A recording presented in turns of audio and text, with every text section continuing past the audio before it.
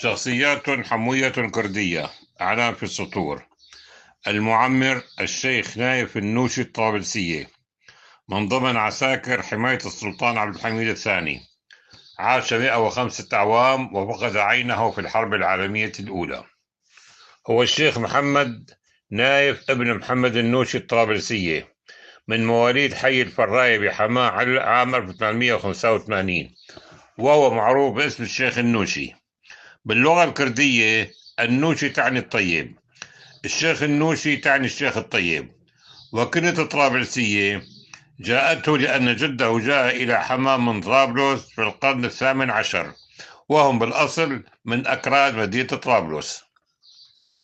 تلقى علومه الأولية في الكتاتيب، ثم تلقى بعد ذلك العلوم في الفقه واللغة على أيدي الفقهاء، حيث حفظ القرآن والحديث النبوي.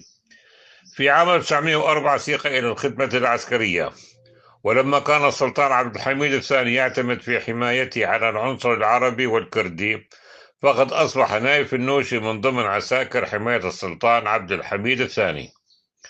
بعد عزل السلطان عبد الحميد عام 1909، عمد جمال باشا السفاح إلى تشتيت جميع الضباط والجنود العرب والأكراد، وأرسلهم إلى الجبهات القتالية، حيث أرسل نايف النوشي إلى جبهة رومانيا، وهناك أصيب في عينه اليمنى، مما أدى إلى تسريحه من الخدمة العسكرية ليعود إلى حماة عام 1914. بعد عودته إلى حماة ثابر على حضور دروس الفقه لدى مفتي حماة الشيخ سعيد النعسان. افتتح كتابا لتعليم الأطفال، ومن جملة الطلاب الذين قام بتعليمهم الزميل المهندس الزراعي عبد الوهاب مغمومي رحمه الله. كان من المناهضين للاحتلال الفرنسي، وكان من المشاركين في ثورة حماة عام 1925 التي لم يكتب لها النجاح، مما أدى إلى سجنه وتعذيبه. بعد جلاء القوات الفرنسية تم تعيينه إماما، حيث تنقل بين عدة مساجد إلى أن استقر إماما في جامع المرابط حماة عام 1953، وبقي على رأس عمله حتى وفاته. إضافة إلى كونه إماما، فقد كان يقوم بتغسيل الأموات وتكفينهم ولحدهم، وبقي يمارس هذا العمل حتى وفاته.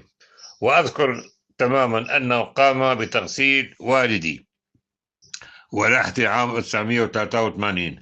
ولا أنسى بعد الصلاة على والدي في المسجد، حيث قال: ترحموا على مصباح بن خالد أفندي المبعوثان، لأن الشيخ النوشي كان عمره حوالي 20 عاما عندما كان جدي نائبا في مجلس المبعوثان.